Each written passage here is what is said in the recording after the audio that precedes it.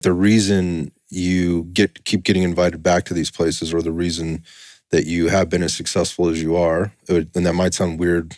It's kind of weird to hear that, but is because of what you just said there, and that is, you're just a dude who really cares about what he's doing and cares about people. And I've said this publicly on lots of podcasts with other people, in that what I found about you, and I think people get this, and it may not sit well with them at the same time, but they get it, and that is that Mark genuinely cares about every single person in his class, and he wants to make a connection with them.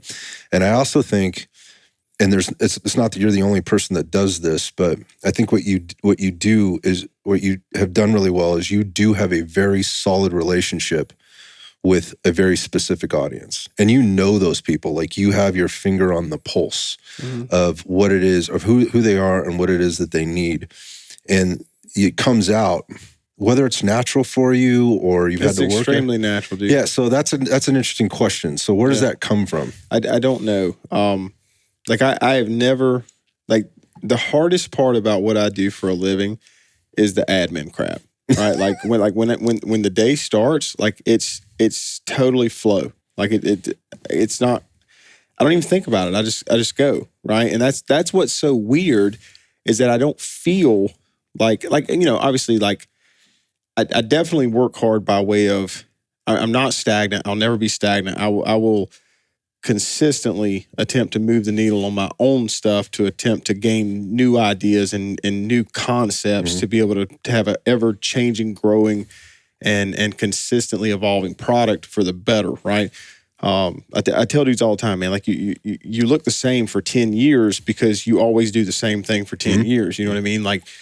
And then, it's not toot my own horn, man, but my full intention is Mark Smith will get better and better and better and better until the day my body defies me, right? Or I die, until I can't do it anymore. I'm going to keep doing it. And it's not because of some weird thing of always be ready, brother, or anything weird like that. It's because this stuff just fascinates me, man.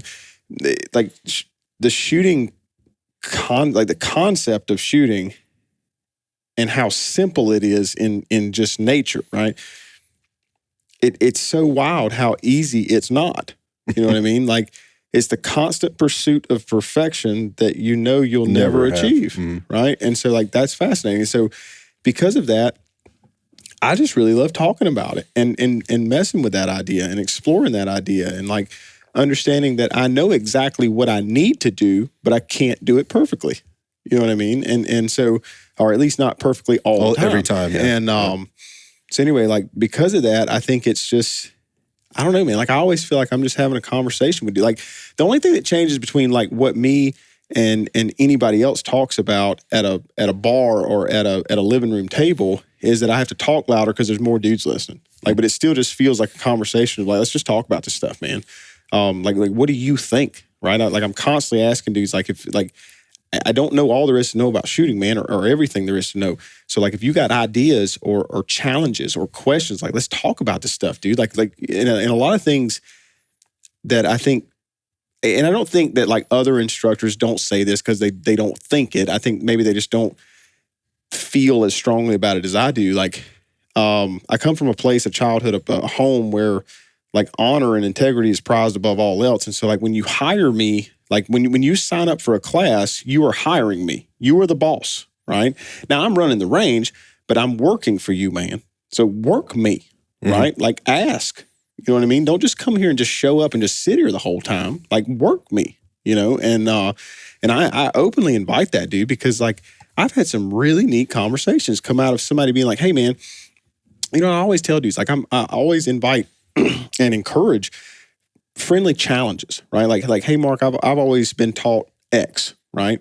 And X works for me. You are promoting Y, which is in direct conflict to X. What do you think about that? Dude, let's talk about that, right? I love that crap. So I'm going to cut you off here because there's a couple of things that come up for me, and have come up for me in my experiences with you. But and some of that is in person, like we're doing now, because we've podcasted before in the past, about a year and a half ago. So, God, has it been that long? It's been that long. Wow. I did the math today. I was like, man, That it's been is like bizarre. April 23, I think or March, 23 is when I saw you. And we're recording this in, September of 24. And so much has happened. And what I've watched is not only are you having that conversation with other people, like on the range when they're maybe they are or they aren't asking you. And I'm gonna want to talk about a couple different populations and how that interaction goes. But I'm kind of watching, like what I see you do things on social media or even like in your own podcast and podcasts I've listened to that you've been on or so that other people have hosted you on. And that is that exploratory process and that that question asking, you're doing that of yourself constantly. And to you, you're just going, yeah, that's what I'm doing. Like, and to you, that's a very simple process. But for others, that's very not natural for them to do. They are waiting for the answer and then taking that answer and trying to make that work, that whatever answer they got, make that answer work for them in whatever way they took that answer in.